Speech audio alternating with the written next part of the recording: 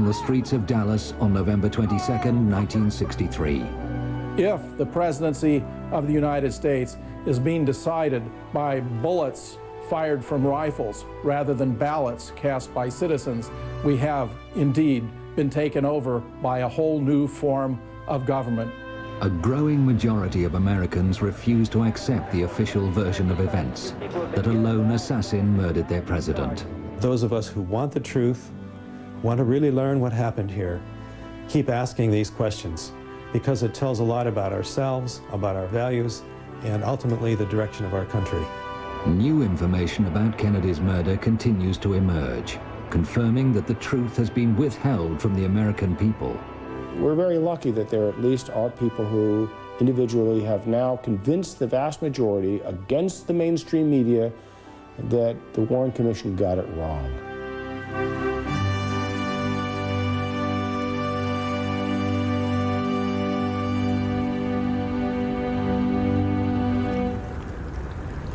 From his hometown of Duluth in Minnesota, one of those questioning critics of the official version of events is Professor James Fetzer.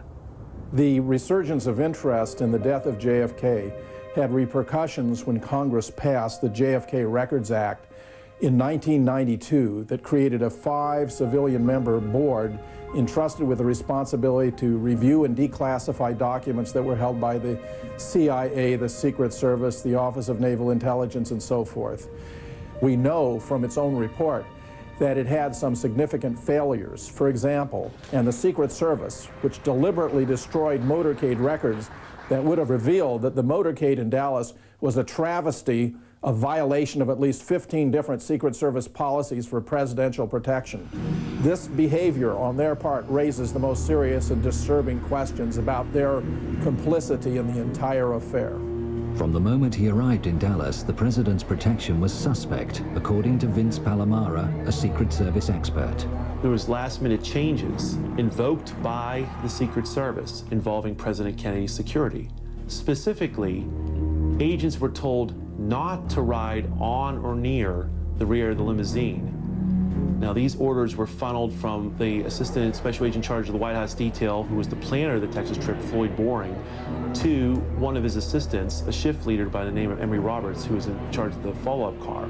You can see an agent, Henry Ribka, doing his normal duty, jogging besides the limousine, when in the follow-up car, you can see Emory Roberts stand up and wave him back, and you can see a very perplexed Agent Ribka waving his arms in the air several times in seeming disgust. There was another last-minute change made at Love Field, invoked by the Secret Service. The Dallas Police Department motorcycle outriders were told not to be beside the car. It went from 4 to 6 down to a measly 2 riders on each side. And to add insult to injury, they were pushed further back in the motorcade by those agents not being by the car, by those motorcycle officers not being in their position. It opened up President Kennedy to a field of fire from in front and from the rear. In the months before the trip to Texas, there had been a growing number of threats against the president's life. Despite the increase in conspiratorial activity in the month of November 1963, in the apparent red alert the Secret Service appears to be under in response to this activity, the agency acts in the opposite fashion and actually reduces the security and acts like no threats on the president's life are occurring. Why? Uniquely on that day in Dallas, the press, the camera crews, Kennedy's military aide, who would normally sit in the front of the president's car, and even his personal physician, were all relegated to the rear of the motorcade by the Secret Service. In a conventional motorcade, the president would be somewhere in the middle, surrounded by security and the press. In this case, the presidential limousine was set right out in front of every other limousine, which of course is the reason why the Secret Service destroyed the records of its own motorcades when they were asked for them by the Assassination Records Review Board. The most suspicious behavior by shift leader Emory Roberts was to be at the time of the shooting in Dealey Plaza. Tragically, he actually ordered the agents not to move during the heart of the shooting. Agent Sam Kinney, who drove the follow-up car, admitted as much to me and told me, quote, exactly right, end quote. And all these deficiencies begin and end with the Secret Service, because they were the prime movers. They were the ones who were directing the security arrangements from Washington up to and including in the heart of Dallas during security meetings.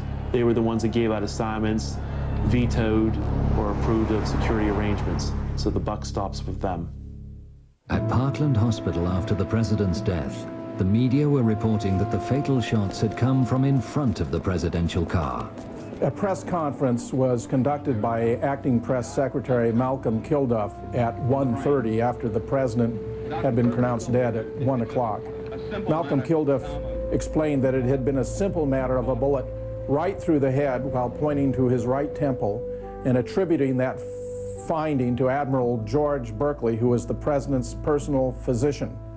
This wound to the right temple and another wound to the throat, 3 different times described as a wound of entry, were widely broadcast on radio and television that afternoon. They were quickly suppressed because, of course, they contradicted the official government account, which was that 3 shots had been fired, all of them from above and behind. Connie Kritzberg was a reporter for the Dallas Times-Herald on November 22, 1963. A couple of hours after the assassination, she did a phone interview with 2 of the principal doctors who had tended Kennedy.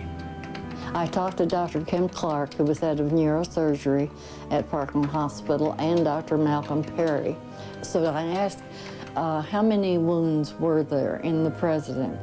And I was told Dr. Kim Clark said there was a gaping wound in the back of the head. And Dr. Perry said, the wound I was working on was an entrance wound in the neck. And I asked him where it was located. I asked him, was it below the Adam's apple? He said, yes, it was in the midline, in the front of the neck, below the Adam's apple. And he said 3 times that it was an entrance wound from the front. And so I wrote a very simple story, only about 12 inches long as we measured stories, and turned it in. The next morning, Connie found the story she filed had changed.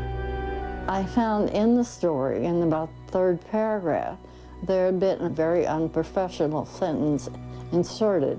It said, a doctor admitted there was possibly 1 wound. So I was very upset. I called the city desk and I talked to one of the assistant city editors whom I respected quite a bit, and I said, who changed my story? Who put in that sentence? And he immediately knew what I was talking about. He said, the FBI. A story couldn't be printed that there was more than 1 shot and that 1 came from the front. It had to be altered, no matter how crudely, to conform to the official story that there were 3 shots from 1 place, from 1 man, and it was only 1 man who committed the murder. Confirmation of what Connie was told by Dr. Perry comes from one of his colleagues who also attended the fatally wounded president at Parkland Hospital, the late Dr. Charles Crenshaw. Prior to the tracheostomy performed by Dr. Perry, I observed in the lower third of the neck a small, rounded, well-demarcated entrance wound. This was obliterated by the tracheostomy in that Dr. Perry made the tracheostomy incision through the entrance wound. Different parts of the tissues were spread. He then made the incision into the trachea and through the hole that had previously been made by the entrance of the bullet, the tracheostomy was put in place. Radio reports from Dallas that afternoon mentioned the small round wound of entry in the front of the president's neck. They were heard by the late Dr. Robert Livingston, who was then scientific director of the National Institute for Mental Health. The reports had been that the president had been shot from the rear, from the 6th floor of the Texas School Book Depository building. And the evidence at hand from the Parkland Hospital doctors of a small, neat wound in the neck was contradictory to that, or at least complementary to that, in the sense that it required that there be a shot from in front, so that if he were shot from the rear, he was also being shot at the same time from in front. So I wanted to tell whoever was going to do the autopsy about that, and so I telephoned Bethesda Naval Hospital. The officer of the day I knew, and he put me quickly through to Dr. James Humes, who was going to head the autopsy team. He was very cordial, and we had a good conversation, brief. He had not heard about the neck wound.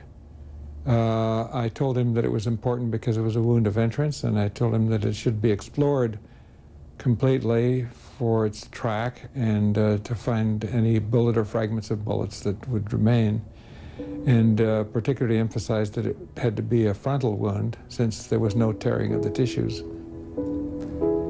He left the telephone momentarily and came back and said, "Dr. Livingston, I'm sorry I can't continue this conversation.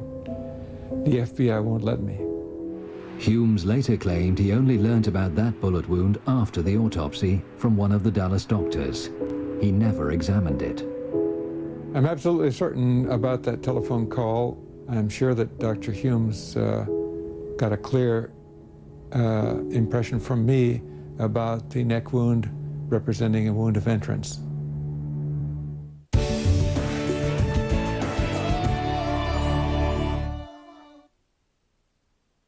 This History Channel special presentation is brought to you in part by Dodge. Sunday, Sunday, see Big Eddie haul trees in his fuel-injected Hemi Dodge Ram 1500. Sunday, Sunday, Big Eddie picks up stuff in his 345 horsepower Hemi Dodge Ram. Sunday, Sunday, going fishing in a Hemi-powered Ram. Woo! Morning, Ed. Monday, Monday. You gotta stop. The Revolution Massaging Showerhead from Moen. Get water to spin, twist, and twirl. It will reinvent your whole day. The Revolution Massaging Showerhead from Moen. Buy it for looks, buy it for life. Oh, hold on, Sparky. My back is aching. My shoulder is sore. When you need relief, try Bayer Back and Body. It's Bayer aspirin plus a special pain relief enhancer to work effectively at the site of tough pain. Bayer Back and Body. Get moving again, pain-free. What can a pitching machine teach us about financial advisors? Working with one can leave you better prepared. At Wachovia Securities, we learn from the world around us and provide financial advice for whatever comes your way. Together, we can achieve uncommon results. Wachovia Securities. Hi, can I talk to you about 1010-987? You certainly may. So we're doing this thing. Have you tried 1010-987? Not yet. It's 3 cents a minute and then 39 cents to connect anywhere in the United States. You just call 1010-987, one area code, number, that's it. Everywhere in the country? Everywhere in the country. How about Canada? Yes, Canada and Western Europe. Wow. So will you try the 1010-987? Absolutely. You trust me, right? Well, why not? Do you have something to eat? We have cantaloupe. Cantaloupe. Coleslaw. 1010-987. Milk, of course. How does she... So I'm going to be here a while.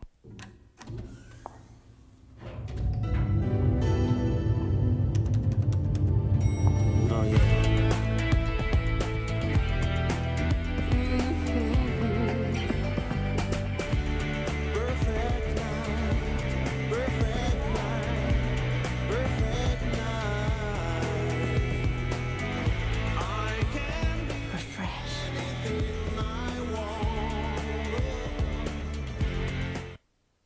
This holiday season, Hey, Merry Christmas, y'all! ABC Family's 25 Days of Christmas Sweepstakes. One grand prize winner will win $25,000. One local winner will win a cool new digital camera package.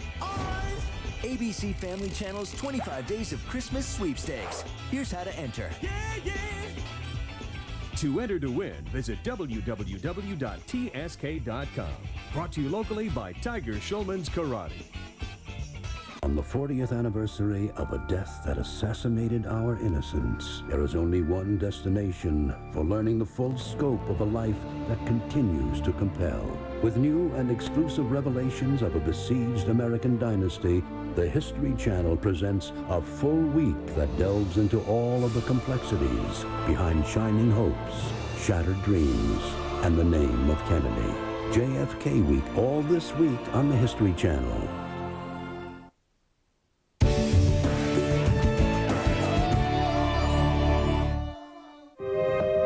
Further corroboration of a shot fired from in front of Kennedy's car came from the late Dr. Evalia Glanges in her only filmed interview.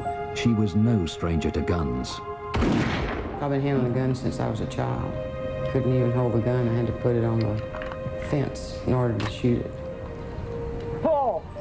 On the morning of November the 22nd, 1963, I was a second-year medical student at Southwestern Medical University in Dallas, Texas. We ran around the side of the building to the emergency room exit, and the presidential limousine was there. Had been staying there for some time just watching the back of the emergency room when I realized that there was a bullet hole in the windshield. Talked to my friend next to me and said, "Look, there's a bullet hole in the windshield," and pointed it out to them. At the time, I did not know any of the details of the shooting. I was quite shocked when I looked up and saw the bullet hole, but it was very clear. It was a through and through bullet hole through the windshield of the car from the front to the back. I don't believe there's even any cracks associated with that bullet hole. It seemed like a high velocity bullet that had penetrated from front to back in that glass pane. At which point a security officer of some type raced forward and jumped in the limousine and drove it off even as I was leaning against it to an area back of us somewhere. And that was the last time I saw the limousine. The Secret Service made certain no authority in Dallas had an opportunity to examine the bullet damage to Kennedy's car. The Secret Service also usurped Dallas authority and removed the Kennedy limousine from Parkland Hospital and flew that limousine back to Washington, D.C. For over a decade, researcher Doug Weldon, a professor of criminal justice and an attorney, has studied Kennedy's limousine and what happened to it in the hours after the assassination. Just as the president's body in an autopsy could have given us many answers, a thorough study of that limousine at that time without evidence being tampered with would also have given us many important answers as to what really happened. But on arrival in Washington, damage to the limousine was noted. Charles Taylor Jr., the Secret Service agent who had accompanied Samuel Kinney in driving the vehicle to the White House garage from Andrews Air Force Base, noted in his report that of particular significance, just left to center of the windshield was a small hole from which it appeared that bullet fragments had been removed. Nick Prunspy, a United States Police Park officer, also had an opportunity to take a look at the vehicle while it was in the White House garage. He noted that there was a small hole in the windshield, and based upon his many years of experience as a police officer, he noted that that hole had been caused by a bullet. Over the ensuing days, the car was scrutinized in the White House garage by a number of people. But one day was different. If one examines the White House garage logs, it is very interesting that in the late evening of November 24th, 1963, and the entire day of November 25th, 1963, not one person is listed as having come in to the White House garage to have any contact with the limousine. Rumors circulated at the time always denied that the presidential car was secretly flown from Washington to the Ford Motor Company in Dearborn, Michigan, for the removal of its damaged windshield. It is very clear that the only mode of transportation that could have been used to transport the limousine from Washington, D.C. to the Dearborn plant would have been via airplane. There are several airports in the Detroit area. It would have been a simple matter to transport the limousine undercover to its final destination, the Ford Motor Company's Rouge plant. The late George Whitaker Sr., seen here with his wife, was a lifetime employee with Ford and held a managerial position at the Rouge plant. He went to work on the morning of November 25th to be confronted by an amazing sight. He was astonished when he went to the B building where a garage existed at that time, and he saw the Kennedy limousine that John F. Kennedy had been murdered in. The interior of the limousine had completely been stripped, and the windshield was not in the limousine. He went to the glass lab where he was in charge of laminating glass, and the glass lab door was locked. He knocked on the door, and it was open, and two of his subordinates were in there with the windshield that had been removed from the vehicle. They were under orders to take that windshield and use it as a template in making a new windshield. But what fascinated him, and which he discussed with his family and no one else until he spoke with me, was that he saw a hole in the windshield. It was a good, clean bullet hole right straight through in the front. Right. This had a clean, round hole in the front and fragmentized in the front of the back. Mr. Whitaker had 30 years of experience working with glass and had seen many tests performed on glass, including tests performed with firearms. He described that hole as being in the same location that Charles Taylor Jr. of the Secret Service had described the hole in his report. And of course, without knowing that anybody had observed it before then. But he also was absolutely 100% convinced that that shot had to emanate from the front of the Kennedy limousine, thus indicating that a shot had been fired from the front, to his mind, to 100% certainty. I asked him what had happened to the original windshield. His answer to me was, "We scrapped it." I said, "You destroyed it?" And he says, "That's right. Our orders were to scrap that windshield." After George Whitaker died in 2001, this statement was found amongst his possessions, reaffirming for future generations exactly what he had told Doug Weldon 8 years previously. This document was discovered, and for me, it gave the final stamp of approval that what he told me on that August day in 1993 was in fact the truth of what really happened.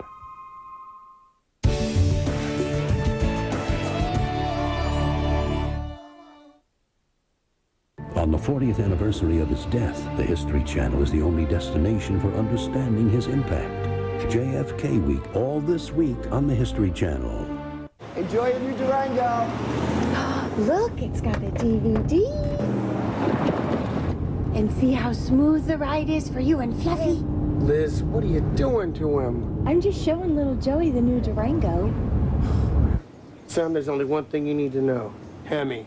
Can you say Hemi? Hemi. That's my boy.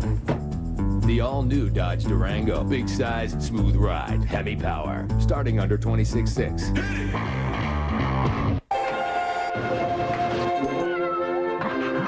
I need 480 tons of plaster. I need 70 more rolls of paper. There are nearly 25 million small businesses in the U.S., and all of them have one thing in common. They need things. We need to get 6 tickets for Tokyo. I need an ultrasound machine. So we've built the benefits of Open, the small business network, into the American Express Business Gold Card. Call 1-800-NOW-OPEN to apply. There's no preset spending limit, so you can get what your business needs when you need it. I need 10 more computers. And with Business Gold, you'll save money every time you use your card at Staples, FedEx, Nextel, and a long list of other suppliers. Call now and we'll waive the fee for the first year. Plus, we can approve you in under 60 seconds. I need a better way to buy what I need. The American Express Business Gold Card. Call 1-800-NOW-OPEN to apply and see how much further it can take your business. Buonasera signore, benvenuti. Today, we have some wonderful specials. First, the fresh angel hair pasta with a homemade tomato sauce. So sure to give you heartburn, you'll never forget. It's different for people with acid reflux disease. On top of that exquisite pain, acid gonna churn up your stomach and could grate away the lining of your esophagus just like it would a Parmesan cheese. You should ask your doctor about the purple pill called Nexium. You could be up all night. For many people, with one prescription Nexium daily, heartburn goes away and stays away. Tossing and turning. And Nexium actually heals acid reflux erosions in the esophagus. Other serious stomach conditions may still exist. Talk to your doctor. Nexium has a low occurrence of side effects, including headache, diarrhea, and abdominal pain. Call this number for more information and a Nexium free trial offer. Don't let acid reflux eat at you. How does that sound? Relief, healing, Nexium.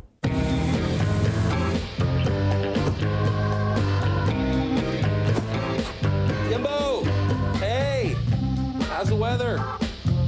No, I'm making a smoothie. With AT&T One Rate USA, you can make all the calls you want from home for one flat rate. I would expect the same from... It's the phone plan that encourages you to talk. No, it's the blender. No, the blender.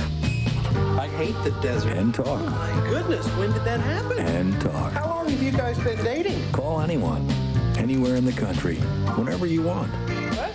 It's all for one flat monthly rate with your choice of calling features. No, I'm just coming in.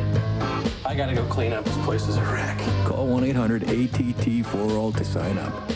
AT&T One Rate USA. It's the perfect plan for those who like to take advantage of a good thing.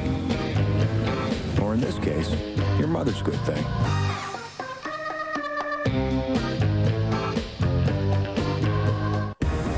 You're watching the History Channel.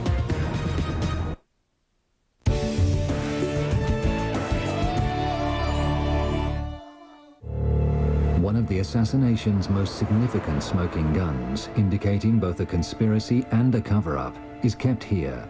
Kennedy's original autopsy photographs, taken at Bethesda Hospital on the night of his death, have always been used to support the lone gunman theory. I've looked at these autopsy photographs at the National Archives on many occasions now. I've actually been there on 9 separate visits.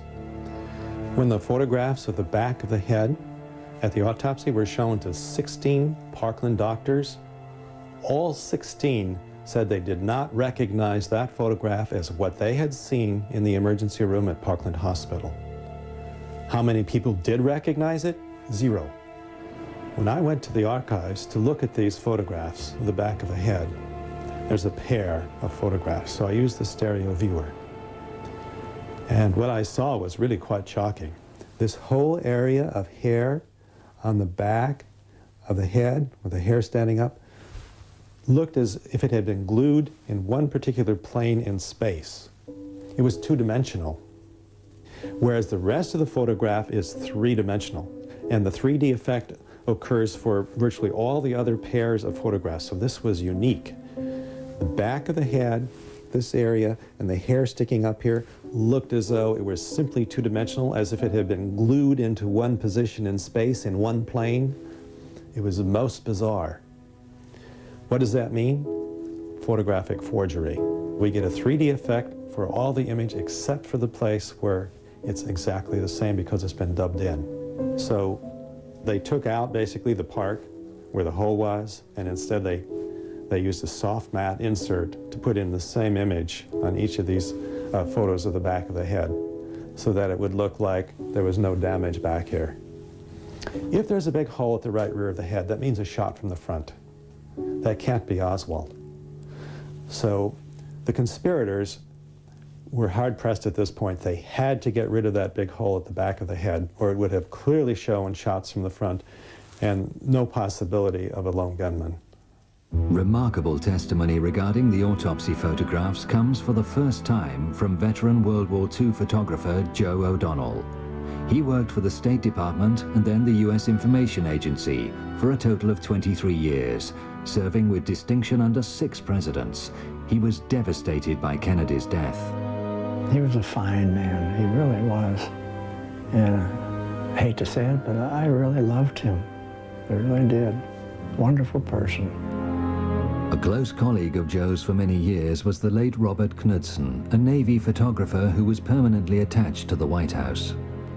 He didn't have many friends, not in the press. They were envious of him.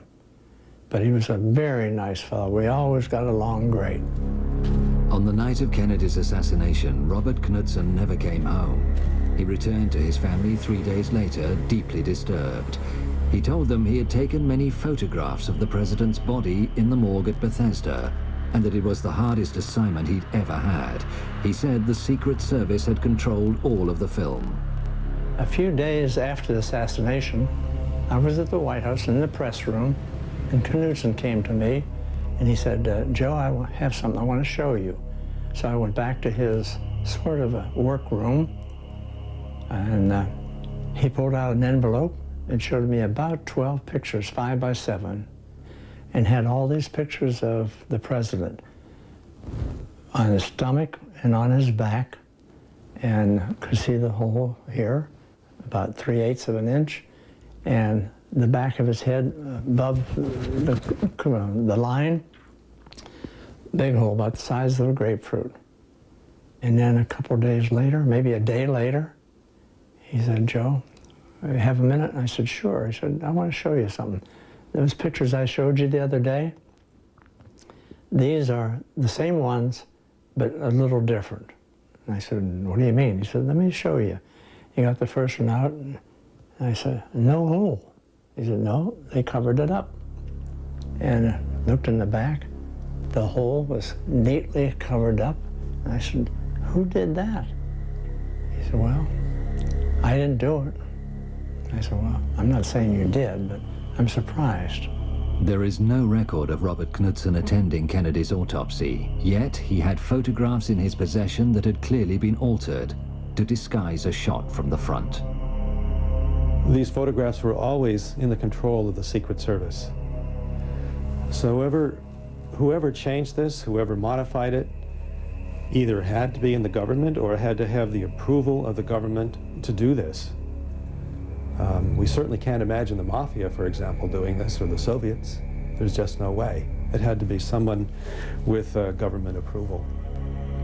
The government continues to be haunted by the discrepancy between the wounds the autopsy photographs show and what the Dallas doctors actually saw. In the late 70s, the House Select Committee on Assassinations looked at the evidence of the Kennedy assassination, and one of the most disturbing things about that evidence when they looked at it was the fact that there were a team of doctors where Kennedy had been taken right after he was shot in Dallas. These are Dallas doctors who were experienced in trauma who had said he had a hole in the back of his head. The House Select Committee on Assassinations was trying to say that Oswald had done it, and with a hole in the back of the head, if you're being shot in the back and the bullet blowing out in front, that doesn't fit. So the House Select Committee reported that it had refuted the Dallas doctors. The Dallas doctors all got it wrong because they had better witnesses. Their witnesses were the witnesses that were there in the morgue during the autopsy. And they said that 26 witnesses that they'd interviewed all endorsed the autopsy photographs showing the head wound up here. None of them agreed that there was a wound back here. There is no medical evidence that President Kennedy was hit from the front and to the right. But they didn't let us see the interviews. They didn't let us see the documents that these people had prepared. In fact, they were scheduled to have been suppressed until 2028.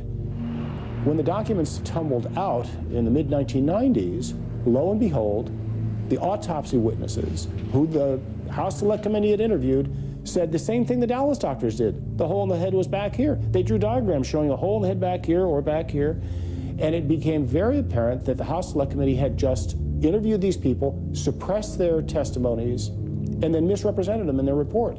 The forensic pathological panel simply says that if he was shot out from the front and to the right, the shot missed. The doctors who were supposed to evaluate the medical evidence for the House Select Committee on Assassinations never saw these suppressed interviews where not only were the Dallas doctors saying there's a hole in the back of the head here, but so were the morgue witnesses saying there was a hole in the back of the head. So it was a complete abomination. It was perhaps the most dishonest thing that was ever done, and it was apparently done to keep Oswald as the central figure in this scenario.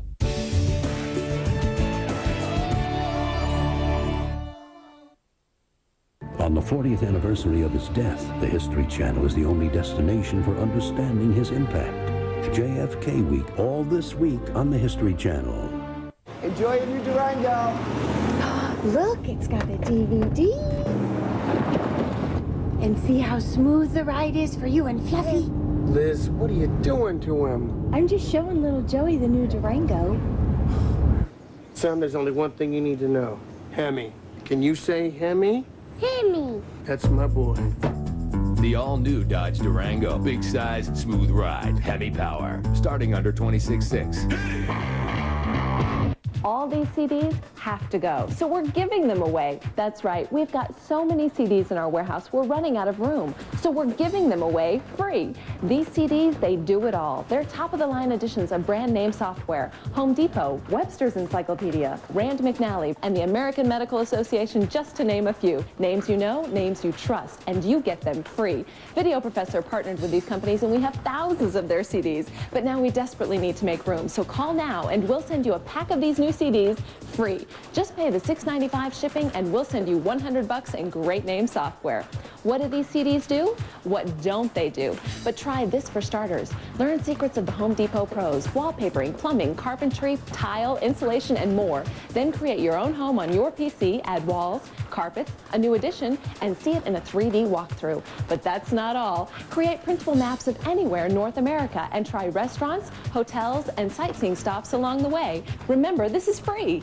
How about researching almost anything in seconds?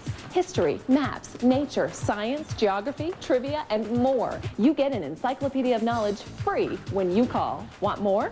How about free medical help 24 hours a day? Health information, medical emergencies, CPR, drug facts, burns, fractures, cuts, bruises, and essential information for any family. And we're giving it away. It's not priced to sell because there is no price. We'll give you the CDs, you pay for the shipping, and they're yours. It's that easy. What are you waiting for? Pick up the phone to make sure you don't miss out. We need the space, you want the CDs, and you get them for free. Everyone's a winner. And if you call right now, we'll throw in a great $30 typing tutorial CD absolutely free. That makes almost $150 worth of software free with one free call.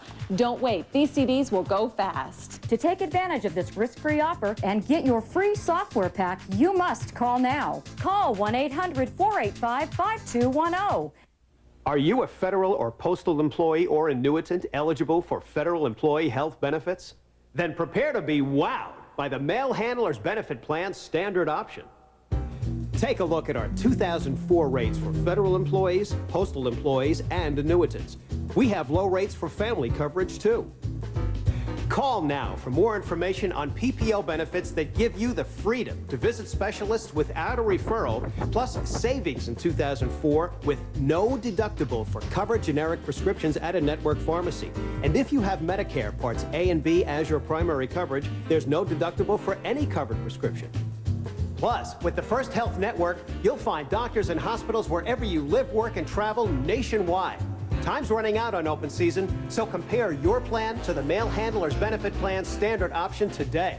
Call 1-800-685-5549 or visit mhbp.com today for your free information package.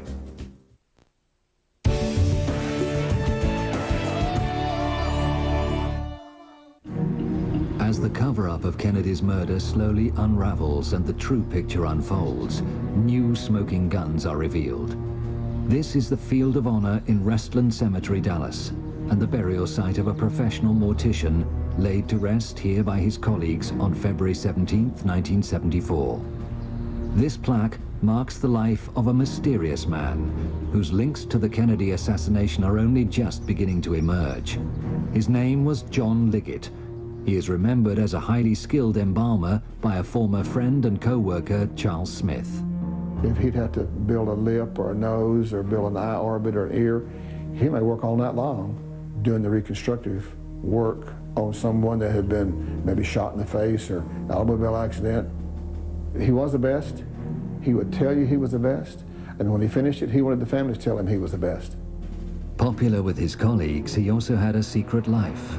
There'd be days when John would call and say, I need to miss tonight, or I'm not going to be there. Or this happened quite a bit, that John was, we didn't know where John was, and I don't know that management knew where he was. He would just call in and say, I need off. Never discussed poor he was, and we didn't ask. A lot of fellow workers would wonder, why can he be gone 2 or 3 weeks, come right back in so easy? And we felt like if we were gone for 2 or 3 weeks, so there's no use in coming back. In a small town in Oklahoma, far from the rhythms of the big city, John Liggett is remembered by a former wife. Lois married him in Dallas after a whirlwind romance only 3 months before Kennedy's assassination.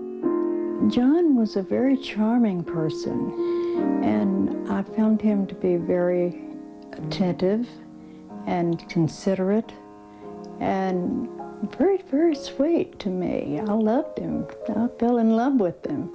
John came into our lives less than a year after our own father, Charles Godwin, had been killed in a private plane crash. And John was not real welcome by my 2 older sisters and my brother and myself. We were a family, and he had a ready-made cover, and that's what I've always thought, is that we were a convenient cover for a man who needed that. On the day of the assassination, John was with Lois at Restland, attending the funeral service of her late aunt. He was suddenly called from the graveside. John went to the office and came back very shortly and explained to me that the President of the United States had been shot and that he was called to go to Parkland Hospital. I went home after the funeral, and it was about 2 o'clock in the afternoon, and John called me from Parkland. I could hear the confusion in the background, and I asked him what was going on. He said, "The president has died." And I said, "Well, did Restland get the job?" And he said, "No, some other funeral home got the job." But he said, "I've got a lot of work to do. Don't try to call me. I'll call you as soon as I can." And it was about 24 hours before I heard from him. He came home and he walked in the door, and when I saw him, he physically looked like he had really been through a very traumatic experience. His clothes were disarrayed, and that was so out of character for him. He was obviously tired, very exhausted, but agitated and hyped, and informed my mother that we would be leaving town, that we had to get out of town. I said, "Where are we going?" And he said, "We're going to get out of town for a while until all of this blows over." And that was a quote, because I thought, well, what blows over? A high-speed journey south took the perplexed family firstly to Austin and then San Antonio. John made brief stops en route to have huddled conversations with various contacts.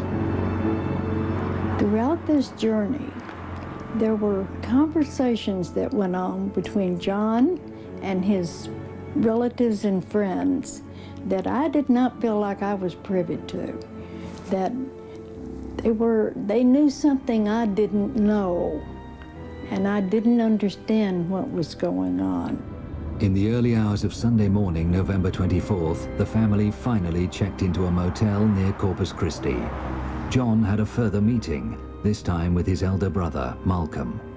Here again, they had conversations that made me feel like I didn't belong, that they knew something I didn't know. I don't know why we were there, but it seemed to be very important to John that we were there. I do recall that every time I would see John in the room there, he was seated on the end of the bed, watching the television, and very intently watching the news, and chain smoking, because he did chain smoke. And was when John was nervous, he had a little bit of a nervous tick in his cheek, which I always knew that he was a little nervous there. That's when he saw Oswald killed by Jack Ruby. He's been shot. He's been shot. Lee Oswald has been shot. The minute he saw that, he looked at me and said, "Everything's okay now," and you could just see his face. He was like all the pressure had been taken off of him. all of a sudden he was like, sigh of relief, let's go. We can go home now. It was basically, pack your things, come on, we're leaving, you know, now we can go. We went back to Dallas, and everything went back to normal as everything could be under those conditions of the president's death. But their lifestyle changed. After the assassination, John seemed to come into a lot of money. The family moved into a luxury home, and Liggett became a big-time gambler, hosting some of the wildest poker parties in Dallas. The whole lifestyle from the moment John Kennedy was shot was just one chaotic thing after another. Either the police were involved in something he was doing, or his gambling was involved in something he was doing. It was just way over my head. The company he kept, the people, the pressure, it was just more than I could take. There was an occasion that my sister, Benny, and my mother both recall of a visit from one of John's rather eccentric friends from New Orleans.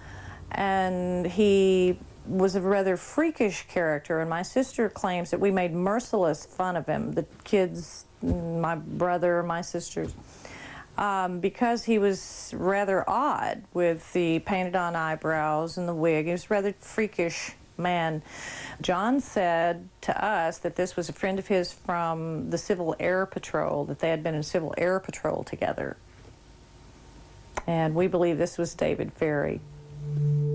David Ferry was a prime suspect in the 1967 Garrison investigation into Kennedy's assassination. He was found dead in his New Orleans apartment before he could be interrogated. I really believe that John Liggett was somehow involved in the John F. Kennedy assassination. I think his role was to do something with the body. To the body, how alter it, fix it, I have no idea. Now, he may have even gone with it to Bethesda. He had plenty of time to do that. I think his job was to do something with that body of John F. Kennedy. Liggett's lifestyle led Lois to divorce him in 1966. They both remarried but remained close. In 1974, out of the blue, Liggett was arrested for attempted murder.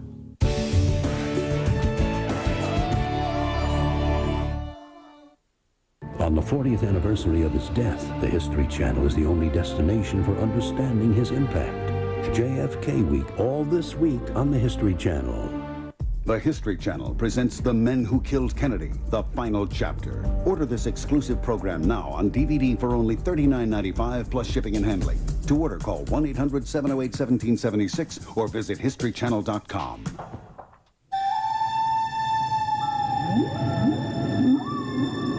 The persistence of 135 years of experience. The performance that has enabled us to work with more than half the Fortune 500. The strength of one of the largest financial services companies in America.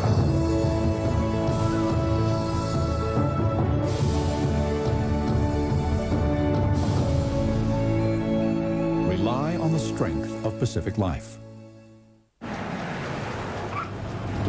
Ma'am, you may want to take cover. We've had some reports of wild animals in the area. Ooh, my. Come on, Donnie. Wild animals? Where? Let's get out of here, lady. The anniversary edition Dodge Caravan, featuring a no extra charge rear seat video system. Thanks, officer. Keep up the good work. Disney's The Lion King Special Edition on DVD and in Dodge Caravan, starting at $18,800 after $3,000 in cash allowances.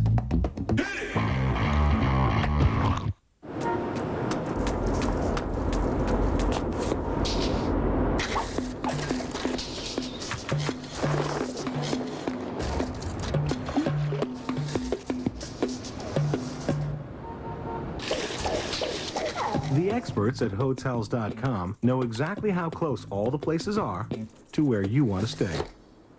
All at the best price. Hotels.com. Best prices, best places, guaranteed.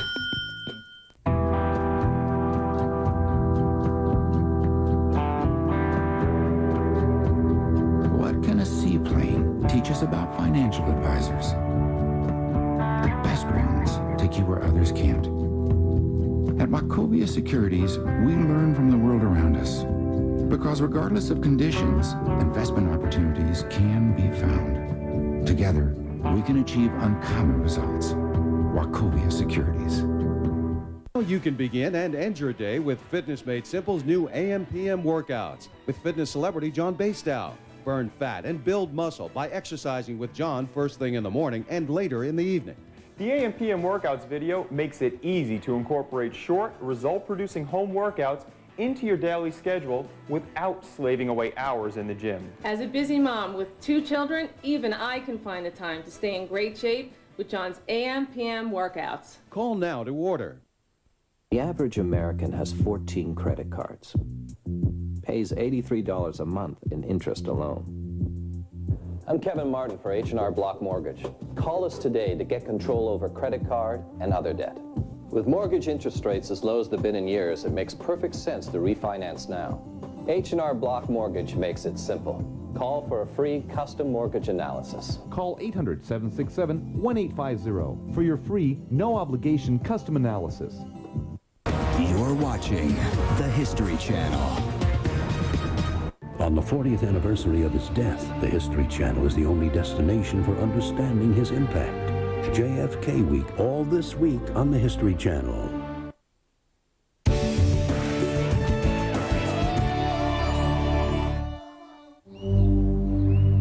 This Dallas home was the scene of a vicious crime.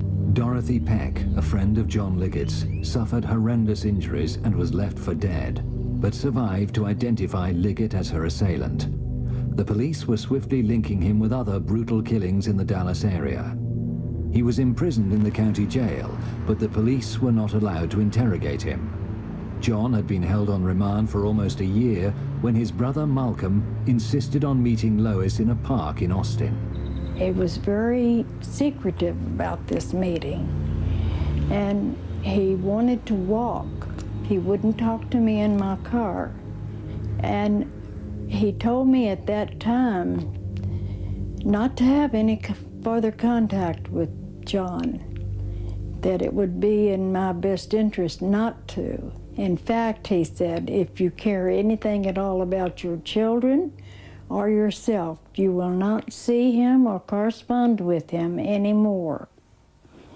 And I think that Malcolm felt that if I talked to John, John would tell me something that either Malcolm or someone Malcolm knows didn't want John to tell me.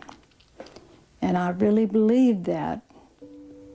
I was so frightened by this action that I moved to Lubbock, Texas. And a few weeks later, I had a phone call from a friend there who told me that John had been shot in the back and was dead. On the morning of February the 14th, 1975, Liggett was being transferred with other prisoners from the courthouse in downtown Dallas to the nearby county jail. The police vehicle had entered the garage when Liggett, using a hidden key, slipped out of his handcuffs and made a bid for freedom. A single shot in the back, fired by a sheriff's deputy, killed him instantly. I feel like Malcolm knew that there was something that was going to happen. I feel that he knew more than he was saying to me. And it frightened me for myself and for my children. But the mysteries do not end with Liggett's death. In 1992, Deborah, for the first time, met Leona, John's wife at the time he died. Although reluctant to talk, Leona recounted a visit to Restland to view Liggett's body prior to burial. She came out from East Texas to Dallas, and she was shocked and surprised because to her, this was not John. It wasn't John there. She said that the person that was in the casket that she was shown had a mustache, and this to her was also an indication this was not John, and I too would have to think not, because John never, as long as I'd known him for the many, many years, could even grow a mustache. I did get the distinct impression that Leona was very nervous, even at that time in 1992, to speak with me about the details of John's death and her suspicions that it was not John that was buried there, and probably rightly so. I think I would be very nervous to know that as well, and I think I am. John's brother Malcolm handled the funeral that took place 3 days after the shooting. John's former colleague Charles Smith was there. There's no doubt the person that we handled the funeral for, the person that we embalmed, the person that I helped dress and we put in a casket and handled the funeral service for, that was John Melvin Liggett. That was a John Liggett that we knew for several years prior to this incident happening. But the story does not end there. After his divorce from Lois, John worked in Las Vegas for 3 years as a dealer. He had close contacts there. Recently, Lois was on vacation in Vegas with her grandchildren when she had the most extraordinary experience. We were in a casino, and I saw someone that looked exactly like John Liggett. And he turned around and looked at me and heard me call one of my grandchildren's names. And when I did, he looked at her, and he looked back toward one of the people that worked with him, turning his back to me, and said something to him about me because he pointed back of himself toward me. But we didn't stay around to find out if that was John or not. I was pretty shaken by it. I really felt like from the back of his head, and when he turned around and faced me, I thought it was John Liggett. So it wouldn't surprise me a bit in the world if he were in Vegas. In fact, that's the most logical place I can think of that he would be. Lois and Deborah's suspicions about John Liggett's ties to the assassination are reinforced by a photograph that has emerged in recent times. It was taken at Jack Ruby's Dallas nightclub, The Carousel, prior to the assassination and Ruby's shooting of Oswald. Obviously, one would recognize Jack Ruby. Immediately to his right is John Liggett's brother, Malcolm Liggett. His wife, Suzanne, the blonde, to his right. We met her several occasions that she was at our home. The last I recall seeing Malcolm Liggett was at my mother's residence in Dallas, and this was at the time that John was still in jail in Dallas. The woman with the dark hair and the black dress in the center of the photograph is Iris Campbell. Not at the time of this photograph, but years later, my mother met Iris when they were living in West Texas, out in Lubbock. My mother was a member of the Episcopal Church, St. Paul's, there in Lubbock. And Iris came in one day and had expressed an interest in becoming an Episcopalian and joining the church. And she and my mother became very dear friends, and later also became my daughter's godmother. For a few years there, she was in and out, in close contact with my mother, came and visited frequently, and then disappeared, basically just disappeared. And I've not seen Iris Campbell, and neither has my mother, for many, many years. She just kind of faded out. Prior to seeing this photograph, I was unaware of any connection between the people that I do know and Jack Ruby. And it does put them in context then as acquaintances of Jack Ruby's. I really think that maybe John had something to do with government business. I really believe his death had something to do with the John F. Kennedy connection. What exactly, I don't know, but I believe it. Much may still remain obscure, and many questions wait an answer. But as more and more courageous Americans speak out, the smoke begins to clear. revealing the hidden truth that lies behind the assassination of President John F. Kennedy. You can't kill the President of the United States unless the FBI are in on the cover-up. He said, I might be able to save the president. He said, that's worth dying for. I know beyond a reasonable doubt that Johnson murdered Kennedy. New and explosive revelations on the men who killed Kennedy continues next on the History Channel. Carnival time in New Orleans, when the city explodes with color and sound and people go wild.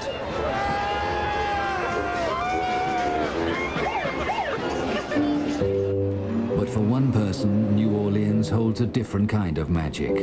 Judith Very Baker first came here in April 1963, 7 months before Kennedy's assassination in Dallas.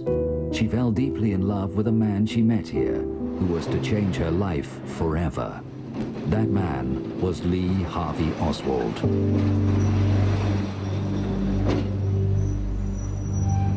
Lee Oswald was an innocent man who gave his life for his country, who was a loyal Marine to the very end, and he deserves better in history than the vile portrait of him that's been painted.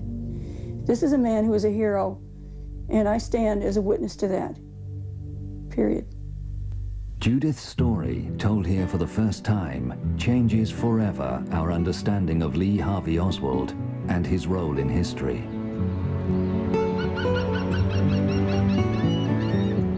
That story begins in Bradenton, Florida, where as a young schoolgirl, Judith excelled in science, as her sister Linda explains. By the time she was in high school, she was extremely dedicated to her work. And when I say to her work, it was her scientific studies, her projects that she worked on. And she always, always had this interest in cancer research. She wanted to be the person who could cure cancer, and she was determined to do that. Her exceptional abilities were soon drawing local and then national attention. When I was in high school, I noticed that I was focusing on things that were of interest to the military. My work with cancer, my work with getting metal out of seawater and all that, excited a great deal of interest. I gave lung cancer to mice faster than it had ever been done before with all their big labs and everything else. They were astonished. And they even went to my school and checked everything out, and of course I had all the proof. All the doors opened from there. I found myself invited as soon as I could graduate. I was sent to Buffalo, New York, to the oldest and most prestigious, at that time, cancer research center in the United States, Roswell Park Memorial Institute for Cancer Research, under the auspices of Dr. Deal and Dr. Ochsner. Dr. Alton Ochsner, one of the world's leading cancer specialists, was fiercely anti-communist.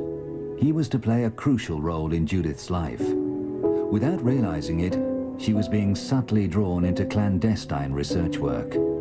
This became apparent in 1962, when she became a full-time student at the University of Florida in Gainesville. I was getting specialized in deadly cancers. It was made clear to me by the time I entered the University of Florida, they didn't want people knowing that we were working on projects that might have to do with eventually competing with Russia on the matter of using cancer as a bioweapon. She was very gullible. She didn't have people experience. She was always in a laboratory working. So yeah, she was very capable of being taken advantage of without ever knowing it until it was too late. In the spring of 1963, Judith was invited to join Dr. Ochsner in New Orleans on a temporary assignment. It was an exciting offer for the young scientist. The Ochsner Clinic and its founder were world-renowned. Dr. Alton Ochsner, who was famous as the first physician to link smoking and cancer, and who had many military and government connections, he said he needed me there and that he wanted me to work in the bone cancer lab with Dr. Mary Sherman. Dr. Mary Sherman was working on some cutting-edge research, and the blood sedimentation work I was doing they thought would be valuable. On top of that, he'd been telling me what to do for a couple of years now and was interested in everything I was doing. This man was virulently anti-Castro, and he knew about my anti-Castro feelings. Judith arrived in New Orleans on April 20th, 1963, 2 weeks before she was to meet Ochsner. She was a naive 19-year-old alone for the first time in a big city. She was to be joined 10 days later by her fiancé, Robert Baker. While she awaited his arrival, Judith took a room at the YWCA, close to the downtown area. The following week, she went to the main post office to pick up a letter from her husband-to-be. As I asked for the letter from Robert Baker and obtained it, when I reached for it, I dropped the newspaper, and this very clean-cut young gentleman standing behind me picked it up and handed it back. I looked at him, and he smiled, and he's young like I am, and he was so clean-cut and so polite that when he asked me if he could walk me home, I said yes. That was how I met Lee Harvey Oswald for the first time. I have to call it instant chemistry. I never felt such an attraction for anyone, either then or ever in my life since. It was love at first sight, and I know he felt the same way about me too. New Orleans was Oswald's hometown, and overnight he became Judith's guide and protector. The first person he introduced her to was a man he called Dr. David Ferry, a close friend. They met in a local restaurant. He was wearing an airline captain pilot's hat, and he had his pilot's jacket on and a ring, and here I'd been told he was Dr. David Ferry, but now I also realized he was Captain David Ferry, had been with Eastern Airlines. This is a man who probably could talk to you on any subject at length. He could discourse on anything. And he could speak knowledgeably to me about cancer research even. He was actually, he said, working on a project. He would like me to see it. He knew who Ochsner was. He not only knew Dr. Mary Sherman, she was his friend. So all of these things were of great interest to me. I wanted very much to know more about this strange man, Dr. David Ferry, who was also the captain. Later that day, Oswald took Judith to David Ferry's apartment in this suburb of New Orleans. Unwittingly, she was being drawn into a deadly game. David Ferry's apartment was the upper half of a white Spanish-style building, and we entered from the back. People who knew David Ferry would not enter from the front. So as we sat down, we were sitting down on an antique piece of furniture from his mother. He has nice chintz curtains, but the rest of it looks like 6 or 7 garage sales all slammed together. He had a book on nursing and surgical procedures, how to do operations. He had the DIFCO manual, and nobody has the DIFCO manual unless they're doing cancer research or other kinds of tissue culture and so on. We were there not only most of the day, but all night long that night. And I took reams of notes on what he was saying. To Judith's amazement, Ferry began to talk about a secret government medical project against Castro, involving himself and Mary Sherman, overseen by Alton Ochsner. I knew that Dr. Ochsner had been working on a variety of different projects, and that because of his association with anti-Castro people such as David Ferry, this seemed very possible to me that Dr. Ochsner and Dr. Sherman might be involved with David Ferry.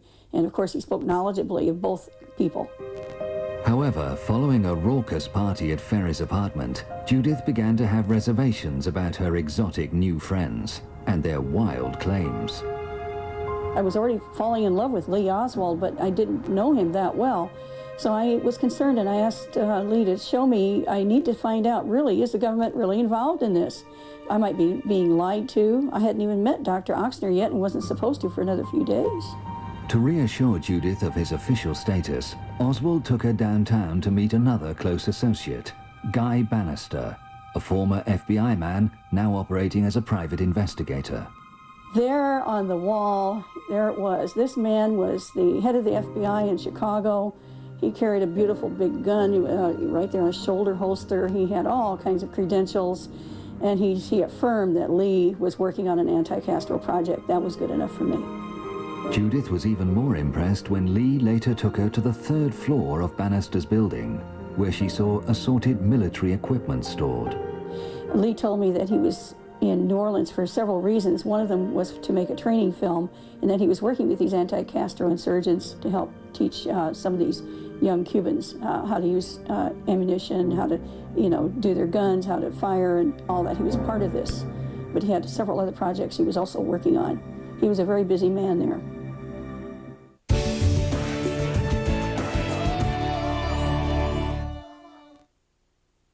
This History Channel special presentation is brought to you in part by Pacific Life. You know what it takes to reach your goals in life. You're ready to meet any challenge, no matter how great. It takes persistence, performance, and strength. That's why you choose Pacific Life. For insurance, annuities, and investments, rely on the strength of Pacific Life.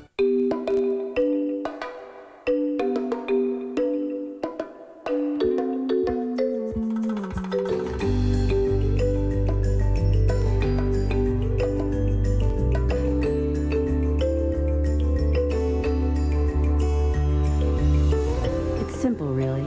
If we could get everybody in the country to drive the all-new Chevy Malibu, we think they'd agree. It's just about perfect.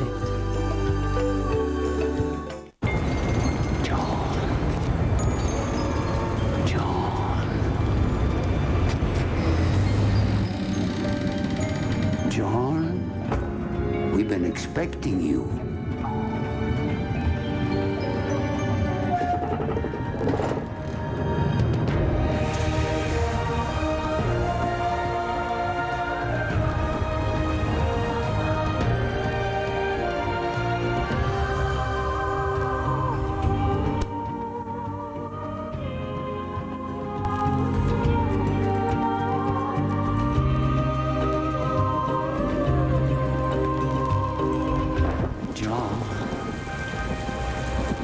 One more thing. Atlantis, once upon our time. Book 4 nights now and receive free companion airfare. When we reach out to our past, we see how every moment is connected and can better understand the world we live in. That's why history matters.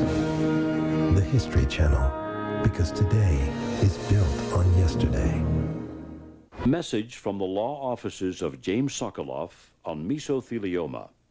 Mesothelioma is a rare, malignant type of cancer in the lungs, usually associated with exposure to asbestos.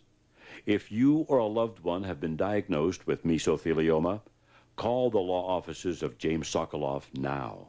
Call 1-800-657-0934. That's 1-800-657-0934. Fitness Made Simple videos are reshaping bodies and changing lives. Unlike all the quick fix pills, potions, and gadgets that reduce our wallets more than our waistlines, Fitness Made Simple is real, and it delivers real results. It really works. I start and end my day with Fitness Made Simple. It works for me. That was me 70 pounds ago. This is me now. Fitness Made Simple works. It worked for me, it's working for thousands of men and women nationwide, and it can work for you too. Order today and get 2 videos for the price of 1. 40th anniversary of his death, there is only one destination for a better understanding of his life. With new and exclusive revelations of a besieged American dynasty, the History Channel presents a full week that delves into the complexities behind the name of Kennedy. JFK Week, all this week on the History Channel.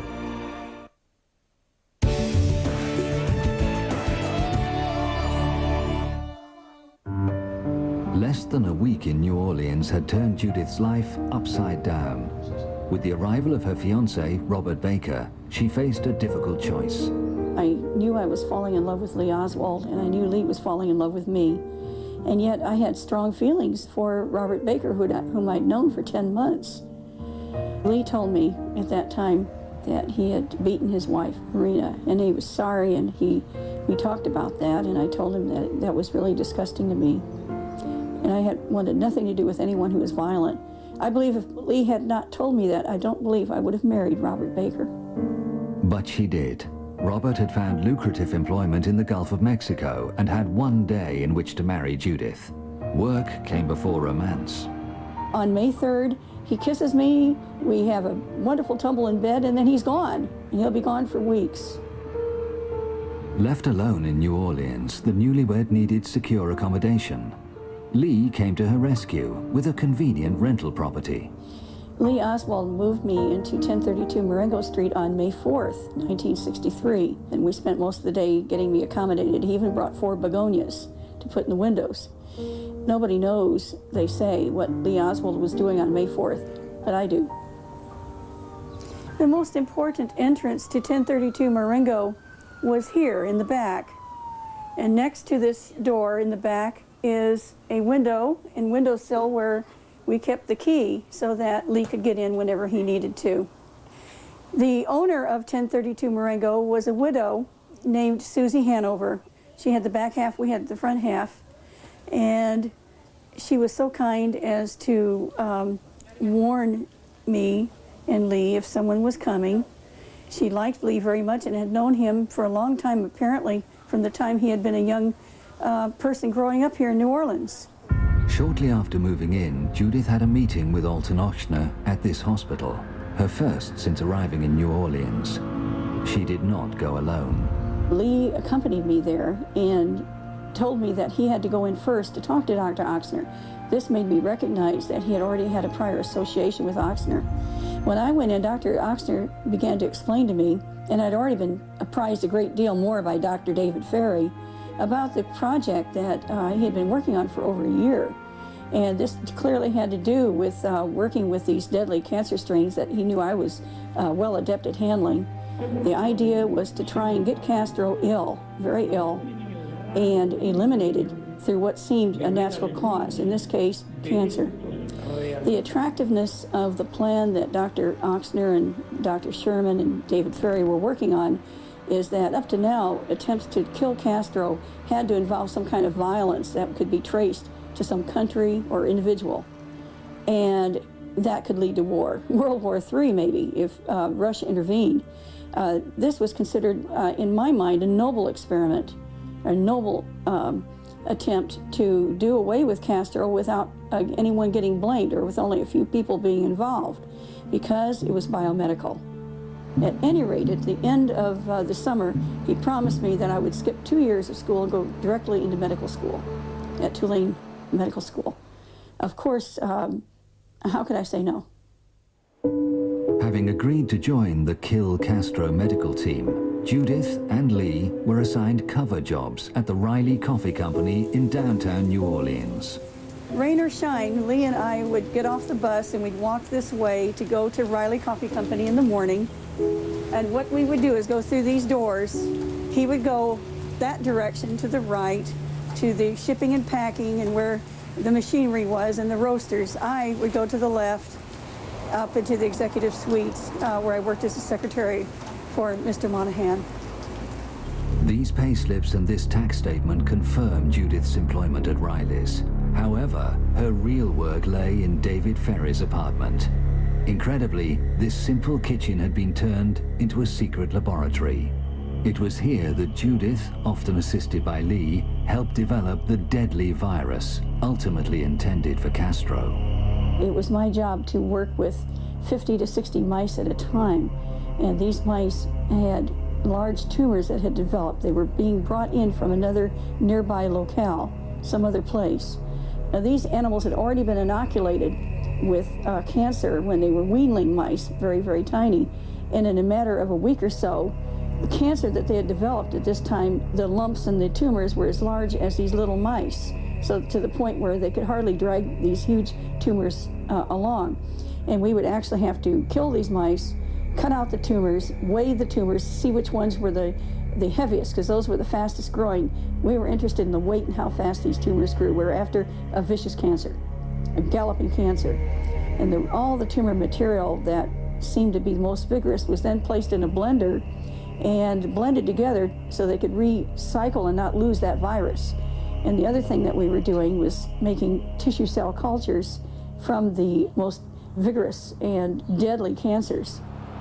Judith regularly took these materials and her reports from Ferry's lab to Dr. Mary Sherman's apartment in a smart part of town. Down there is St. Charles Street, where the streetcar would just drop me off, and then I had a 1-minute walk down this little corridor here, and went in here, crossed into where these people are entering, and went inside, and inside's a nice courtyard, and I entered Mary Sherman's apartment, and I usually drop things off. Sometimes I would stay there and read and wait for her to come. Dr. Mary Sherman was not a person who was anything but gracious and an honorable lady in every sense. I never felt like she was someone who had any vices at all. I felt these contacts were necessary so that there would be some way for her to report on my work and what I was doing as if I were some kind of student working under her anyway, so I could go into Tulane in the fall, which was still the plan. Mary Sherman secretly carried out vital work on the bioweapon at another location. Oswald was the go-between. The work that we were doing, without Lee Oswald, it couldn't have been accomplished. He was able to actually move materials over to the U.S. Public Health Center over near the Crippled Children's Hospital, where often Mary Sherman would meet him, and they were exchanging materials all the time. They were using a linear particle accelerator, atomic radiation, to change the genetic components in the virus that we were working with. I was never there myself personally, but I understood that what I was getting was altered genetically in certain ways. Confined to her kitchen lab, Judith was to spend many hours in Ferry and Oswald's company. One day they introduced her to an old friend. We had been talking about my dog Sparky the day before. Sparky was a bad little dog who wet on my bed. They said they wanted to introduce me to another Sparky, also a dog who couldn't control himself. And this individual's name, they said, was Sparky Rubenstein. Only much, much later did I learn that this was Jack Ruby, and I never connected the two when Lee was murdered. He was very interested in what we were doing there in the lab, and David Ferry openly showed him what was going on, which surprised me.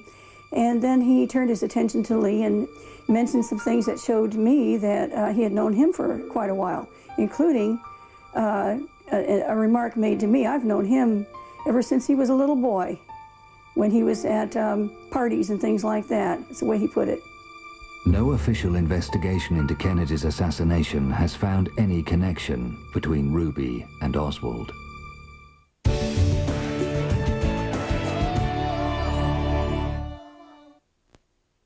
On the 40th anniversary of his death, the History Channel is the only destination for understanding his impact. JFK Week, all this week on the History Channel.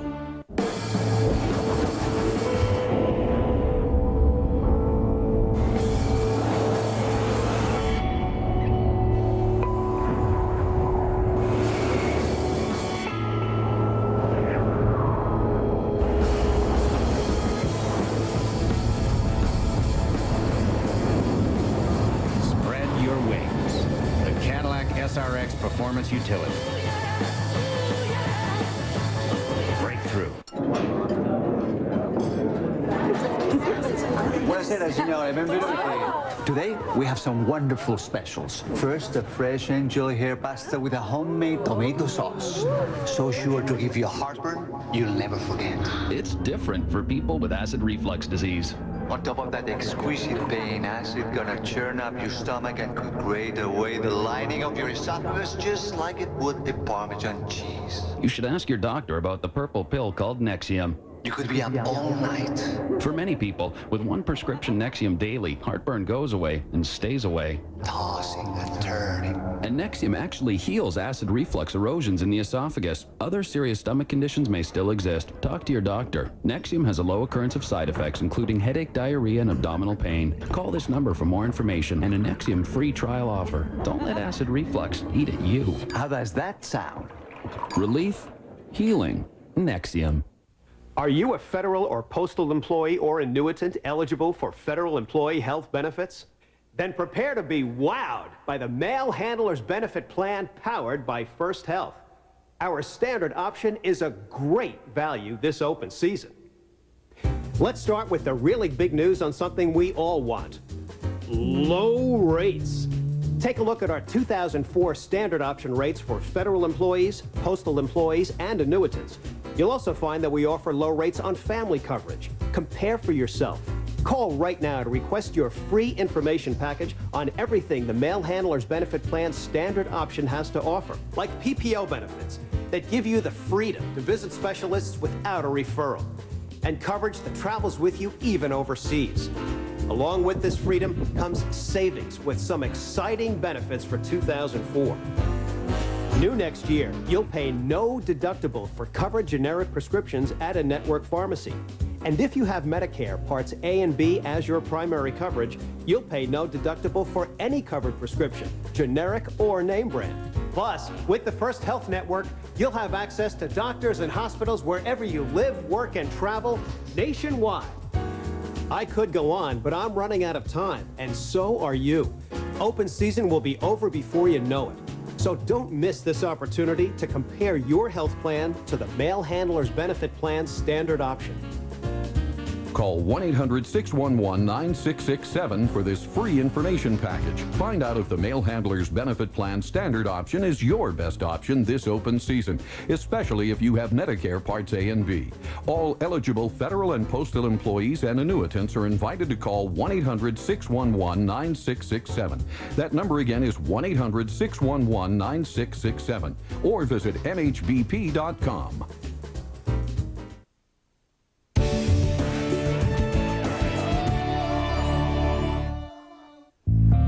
In May 1963, Oswald moved into an apartment on Magazine Street, a short walk from Judith's. He was joined from Dallas by his pregnant wife, Marina, and their baby daughter, June. From time to time, if he had an argument with Marina, he would simply go to my apartment, which was about 7 blocks away as the crow flies. As this was a very busy street, we could get on a bus at any time, and of course we did. We rode the bus, the magazine bus, to and from work at Riley, and so we saw each other daily. We really locked in with a lot of affection. We enjoyed each other's company. The attraction was incredible, and a lot of it was chemistry. A lot of it was just personality. Lee and I tried not to sleep together because of our marriage obligations. But the fact is it was a losing battle. And between Lee's disappointment with Marina and my disappointment with my husband, and the tremendous attraction we had for each other, we just couldn't bear it anymore. We found such great pleasure in just being together. Why not? Clay Shaw, a close confidant of Oxner's and a leading New Orleans businessman, helped the young lovers. Later, he was to go on trial for conspiring to kill Kennedy, only to be acquitted. Clay Shaw felt sorry for Lee and me, so he set up so we could actually go to a few hotels. And at each time we went into separate rooms. But at those times we had all the room service, we had food, and we had privacy, and this is in the afternoons. So I mean, he was always home by night, but we couldn't help ourselves. Lee Oswald was a man who was attractive to me, not only physically, but also intellectually. We enjoyed our music, we enjoyed talking, and we enjoyed being in bed together with each other. As the young lovers were drawn deeper into Alton Ochsner's project, they became increasingly aware of the powerful forces controlling it. What Dr. Ochsner and Dr. Mary Sherman and David Ferry were doing was assembling various products that could be used by the CIA, perhaps by the Mafia, and they were involved with both, that could be used against Castro and against insurgents or mercenaries or groups that were communist that they felt were infiltrating Central and South America. However, the cancer virus they intended for Castro was proving to be not potent enough. Young Judith came up with the answer. I convinced Dr. Ochsner and others that the real thing we need to do is pull down Castro's immune system by using several ploys, and then when the cancer is introduced into his body, it would be found in his blood system. They'd put him in front of the X-ray again and again and again. He'd be injected again and again. Supposedly he'd be getting treatments to kill the cancer when actually his immune system is getting destroyed. That could be done. In other words, Castro could be eliminated by using the X-ray, and they'll think that it's the side effects from lung cancer. And that was my idea. Judith and Lee felt intense pressure to succeed. They were horrified to learn that some of the sponsors of the Kill Castro program were also interested in getting rid of Kennedy because of his perceived failure to deal with the communist threat so close to America's shores. We were aware of this through David Ferry, who had infiltrated groups who were planning or trying to kill Kennedy or to kill Castro. By focusing on Cuba, if Castro were dead, and taking over Cuba again, everybody would be satisfied. The military, the CIA, the mafia, and other elements, the anti-Castroites. Everybody would be happy if Castro were out of the picture. Otherwise, it seemed that these people really basically were focused on eliminating Kennedy, and then they could do as they pleased with Cuba, with another administration. And a lot of these people had a lot of power. It was a frightening thing for me to hear about all these things. But for Agent Oswald, the Kill Castro project was only one of several undercover assignments that summer, as Judith learned. First of all, he and Guy Bannister went out and worked with students trying to uncover radicals that were on campus. This is very important. They were getting ready to leave for the summer, and Guy Bannister was convinced that these students would be agitators during the summer for pro-civil rights events and so on. On the other hand, as soon as these students left, which was at the end of May when school got out, Lee was then free, of course, to try and kind of polish up his pro-Castro end of things, because he was supposed to be a pro-Castro person eventually, to be groomed enough and to be able to enter Cuba if they ever wanted him to go to Cuba. This alleyway behind Riley's had often provided Oswald with the means of slipping away unobserved to pursue these intelligence assignments. But by mid-July, those days were drawing to an end. They needed an excuse to fire Lee because he'd actually fulfilled all the anti-Castro things he'd done with Guy Bannister and so on, and he was moving into a new phase, and that was to promote his pro-Castro image.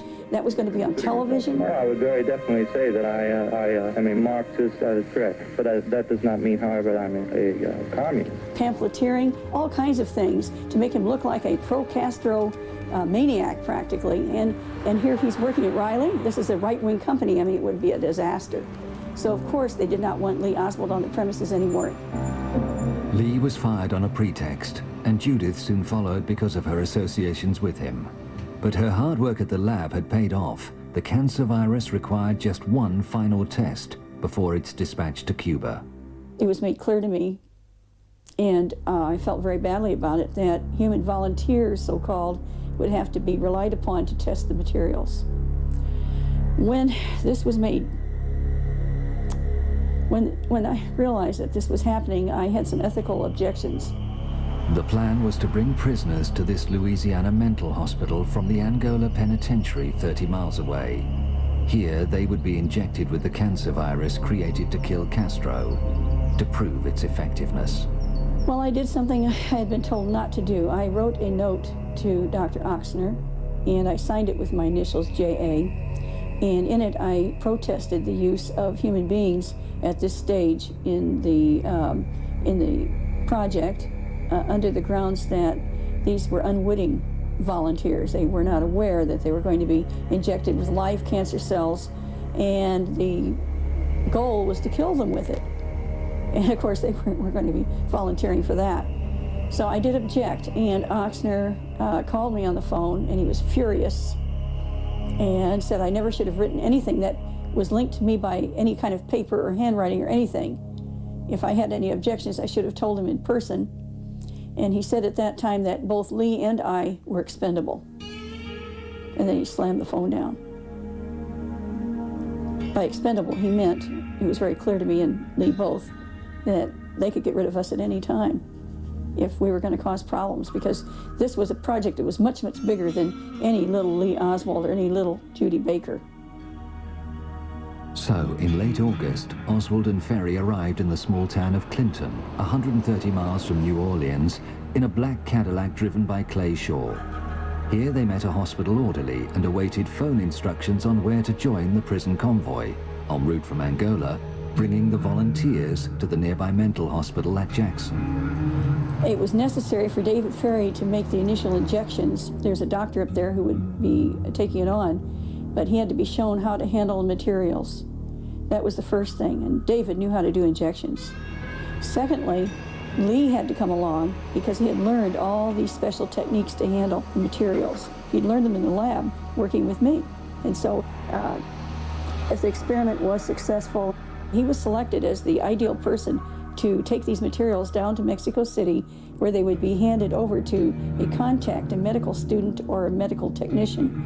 And those materials would then be taken over to Cuba and handed over in Cuba to a member of Castro's medical team who could be trusted.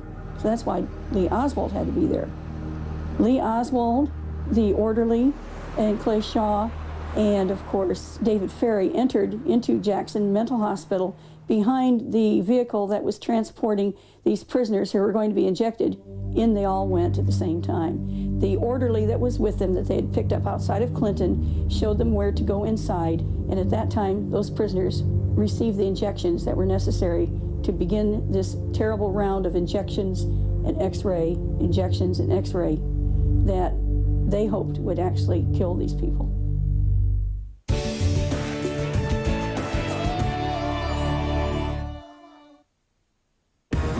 You're watching the History Channel.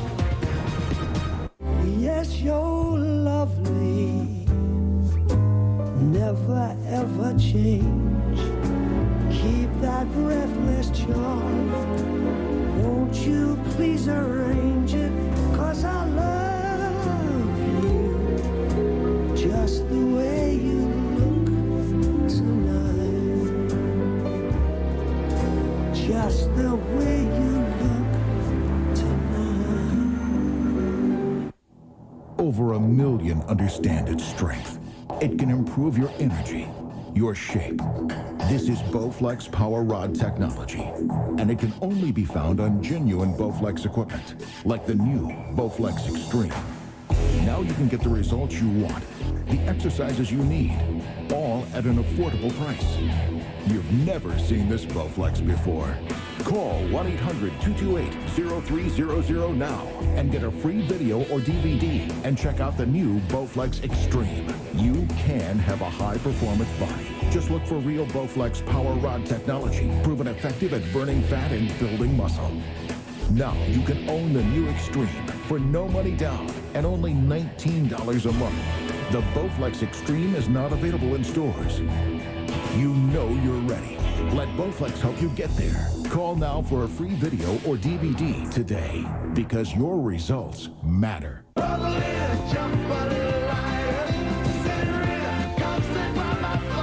The Essential Bruce Springsteen. The new album featuring 30 songs on 2 CDs, plus a special limited edition disc with 12 rare and previously unreleased tracks.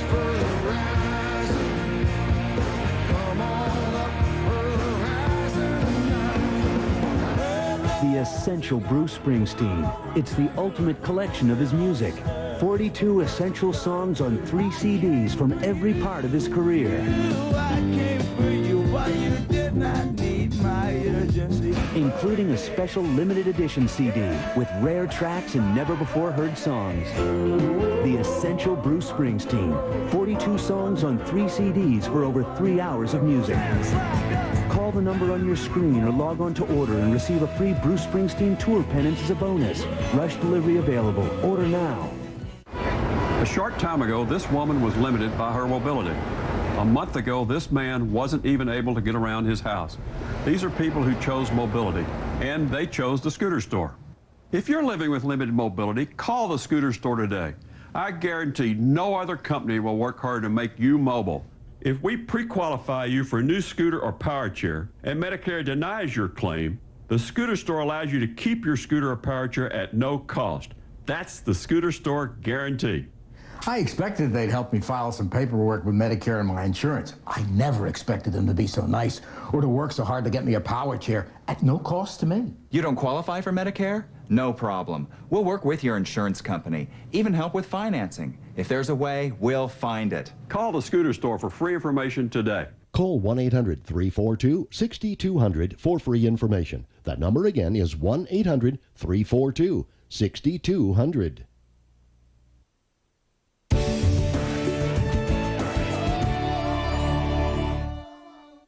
Judith's ethical objections to the tests at Jackson had made an enemy of Alton Ochsner. But she was required for one final task. They needed to know if the cancer virus had taken. This test had to be done within 72 hours, and on August 31st, 1963, Lee Oswald drove me up to Jackson. I was wearing my little white outfit, so I looked like a nurse type. I was taken by the orderly up through a freight elevator and then into this area. This person I was taken to see, who was one of the prisoners who had been injected, was in a bed by himself, and I noticed at once that he was thrashing about and he didn't even know where he was. He was quite ill already. This is only within 72 hours of being injected with this material and having been subjected to these high doses of X-ray.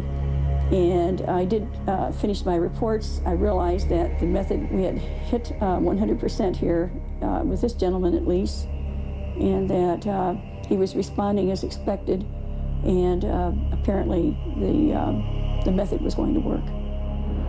But Alton Ochsner's anger at Judith was unabated, and he reneged on his promise of a place for her at Tulane Medical School. She now had no alternative but to leave New Orleans and Lee and return to Gainesville with her husband. But the young lovers were determined that their affair would not die. They met for the last time at their favorite hotel. It was a time of grief and a time of great joy too, because just being with each other in privacy, and we were able to put some of our dreams out there, lay them on the table and say, how can we meet? How can we get together again? How are we going to handle this? This was not goodbye, this was au revoir. We wanted very much to meet again, not only meet again, but to marry. And we were adamant in these hopes of ours. Neither of us wanted to stay the long term with the mate that we presently had. Both of us felt quite neglected by them. Lee told me about a city called Merida that was down in the Yucatan Peninsula that had CIA contacts located there, and that we would find a way to meet in Merida and get married there.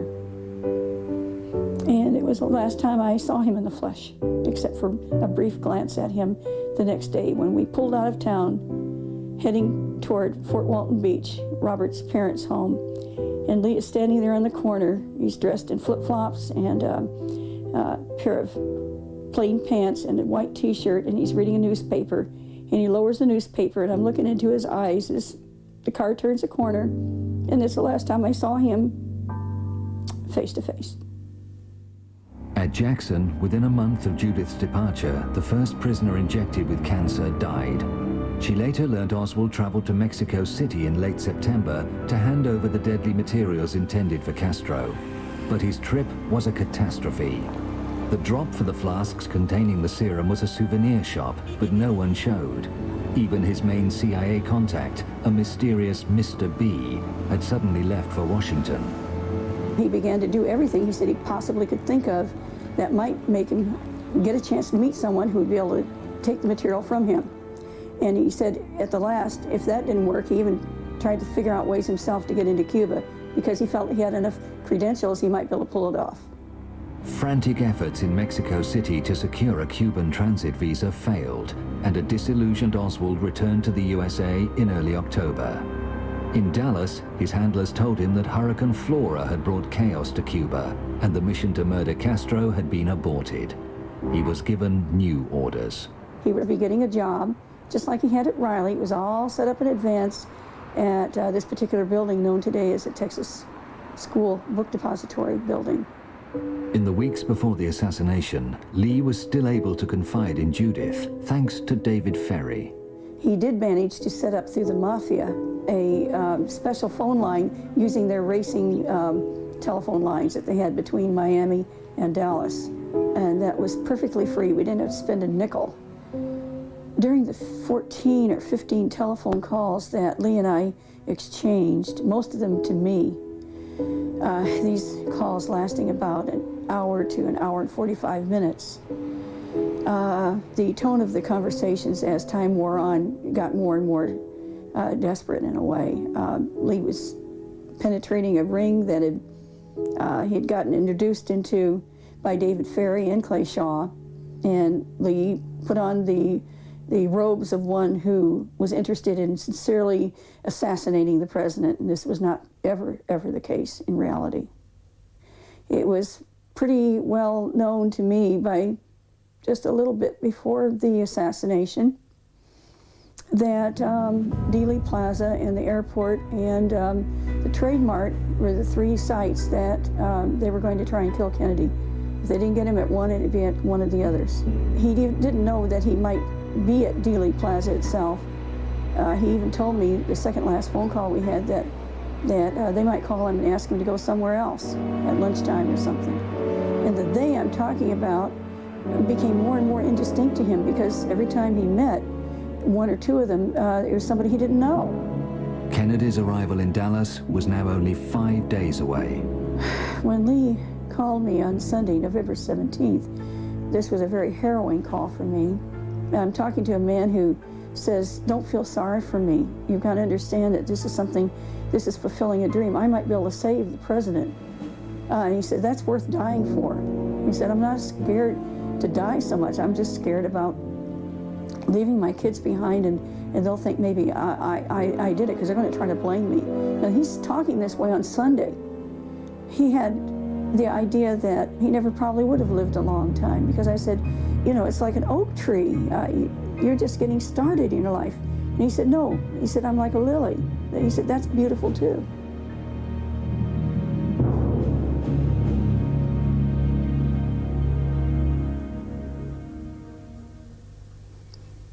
Okay, anyway, he said, just please don't feel sorry for me. I might have a chance to save the president. And that was so important to him in every way.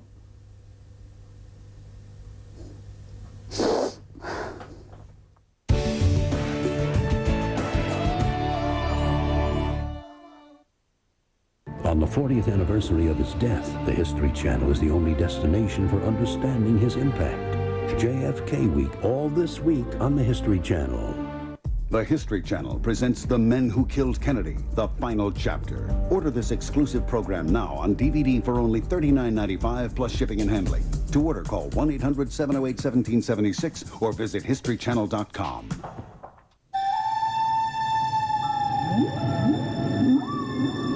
The persistence of 135 years of experience. The performance that has enabled us to work with more than half the Fortune 500. The strength of one of the largest financial services companies in America.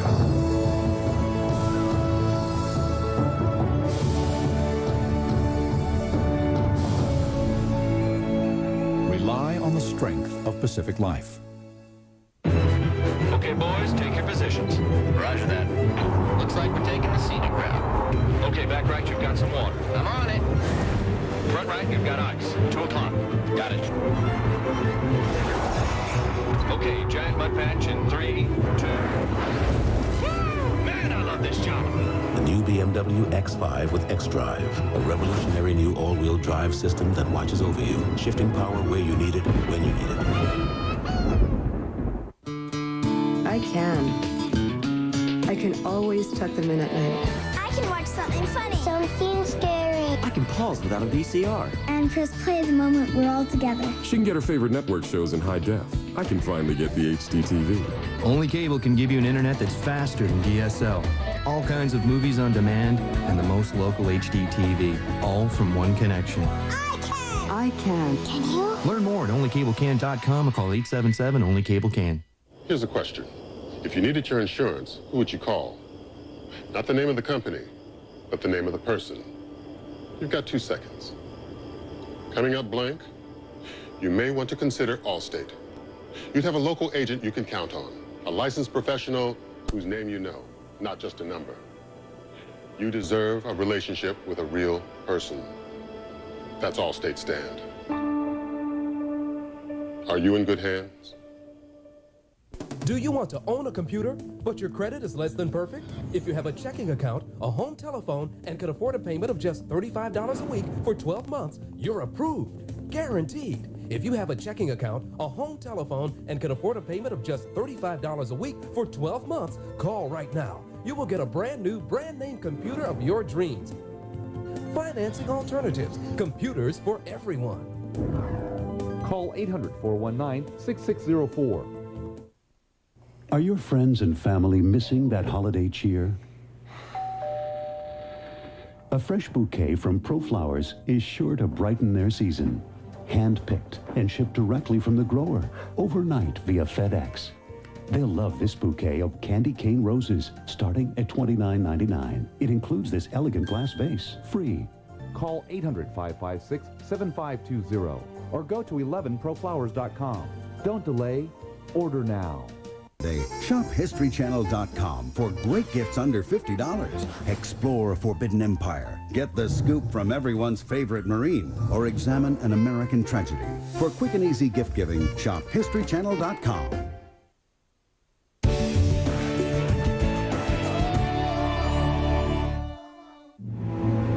On Wednesday, November 20th, 1963, Judith, frantic with worry, called Lee at his workplace, the Texas School Book Depository. He returned her call that evening from a payphone less than 38 hours before Kennedy's assassination. Our last conversation lasted over an hour and a half. Lee was trying to assure me that he was not alone and that there was at least one other person, perhaps two, that were involved with him in this matter, who were trying to save the president. It's like one group is trying to kill and the other group is going to try to abort. But he made clear to me there wasn't any way that he could actually remove himself from the situation into which he had penetrated.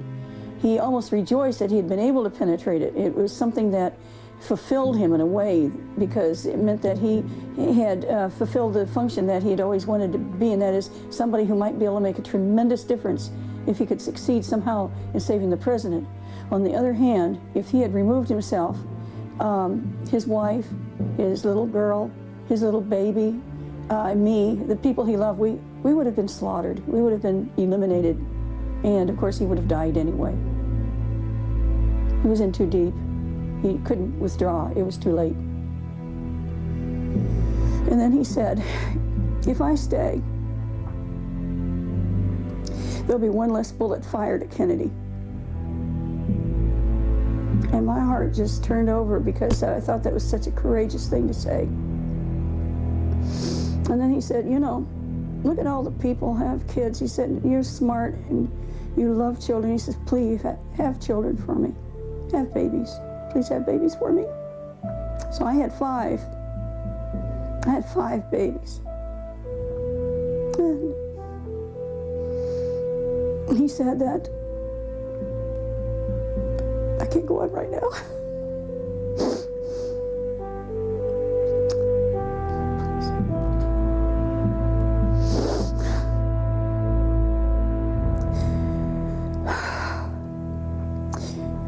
In the final minutes of our call, he gave some of the concerns he had. The most he had been able to find out that there was a connection between the assassination and persons whose names were Billy Solestes and Bobby Baker. Not that they were directly involved, but because of them.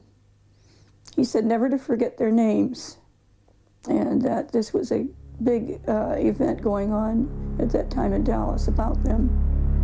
Bobby Baker was a corrupt business associate of Vice President Lyndon Johnson. So was Billy Solestes. Investigations into their financial misdealings were threatening to put Johnson behind bars. And then he said, you know how we've tried and worried about who in the world my handler was. Mr. B, Mr. Bishop, or Benson, or whatever, Benton. He said, I think it's David Atlee Phillips. He said, and I don't want you to forget it. He said, you've got to remember that name. Phillips was a high-ranking CIA official in Mexico City in charge of covert action at the time of Oswald's visit there. His connections to the assassination have long been suspected. And then he told me goodbye. And we were both crying. And I told him I'd never forget it as long as he lived. And he said that might be only until tomorrow. He could crack jokes right to the end. And of course I meant it as long as I lived. So that's the way it was. And I wondered how I'm going to keep my mouth shut. And I knew if I said a word, it could be so dangerous for him. And I just prayed to God he'd make it. And then he said, would you pray for me? And here he's an atheist, and I didn't believe in God anymore either. So I said an Our Father with him. And he said, I love you, Judith Key. And he hung up. That's all. That's it. Less than 90 minutes after the assassination, Lee Harvey Oswald was arrested in the Oak Cliff district of Dallas for the murder of a policeman, J.D. Tippit. 12 hours later, he was charged with the murder of President Kennedy. That evening, Judith in Gainesville received a frantic call from David Ferry in New Orleans. Dave said to me, you have to keep your mouth shut and your head down. He said, I know you're an emotional person. He said, I'm an emotional person. He started really losing it a little bit. And he said, everything's gone wrong. I'm really concerned that, maybe things won't go right, but you've just got to hold on to the hope that we're going to get him out of there. And he said, and I swear to you, I think he said, I swear on a stack of Bibles, or I swear on my life, I am going now. I'm going to go all the way to Houston. I'm going to drive all the way there, go to that little airport at Alief, pick him up, and we'll go over to Hull Field. He'll get on the plane there, and he said, my boys will drive my car back to New Orleans, and I'll fly him to Laredo. Even he said, even if Lee didn't make it to Alief, even so, he'd be able to find out what was really going to happen to Lee, because he had so many contacts. And just trust him and hang on and keep my mouth shut. And then he slammed the phone down. On the morning of Sunday, November 24th, Oswald was to be moved from the Dallas City, kept since his arrest, to the greater city of the county jail. The event was televised across the nation. In Florida, Judith was watching. As I watched, and I'm thinking, they're transferring him. I knew he hadn't made it to the airport. He's been accused of killing the president. And I'd seen over and over again some of the press conferences and things, and I saw how much weight Lee had lost and how thin he'd gotten. I saw the bruise on his eye and the cut on him, and I knew who knows how they're punching him. And to me, I could see he was just being mauled around, and I knew he wasn't being treated right. So I was feeling horrible. And then I saw him come out, and he's got a nice black sweater on, and he's been shaved, and he looks nice. And my heart turned. I thought, oh, at last they're going to treat him better. And then they shot him. He's been shot. He's been shot. Lee Oswald has been shot. There's the man with a absolute panic. I think I don't know what happened to me. I don't remember anything for hours after he was shot, and I was trying to see what happened, and my friend, I think, started to scream. I think I was crying, and I knew he was dead. For the first time and only time in my life, I wanted to kill myself. I didn't want to live anymore. Almost 2 weeks after Lee's murder, Ferry called Judith from New Orleans for the last time, warning her she would die if she ever revealed what she knew. He reminded me that the good friend of Godfather of New Orleans, who was Carlos Marcello, that good friend Santos Traficante, was watching to see how I was behaving, and that I'm to keep my mouth shut. And he also told me I could no longer expect to shine in any area. I'm not to have any more news clippings or make straight A's or any of that, because I had to be a vanilla girl and be a nobody and keep my head down and make no waves if I wanted to stay alive. He abruptly ended the call, told me he could never contact me again. He told me that I was never to speak about any of this to anybody again, for all our own goods. And I never spoke to anybody about anything because I didn't want to die. No more science work, no more trying to help anybody, no more trying to cure cancer. Everything had gone wrong, everything. That's it. Judith kept her secret for 40 years, but with her children grown up, she finally decided to break her silence before it was too late. It's been a huge embarrassment to my family, to my children, a shock to them. I've always raised them to be very moral and here their mother is saying that she was the mistress of an alleged assassin of the President of the United States.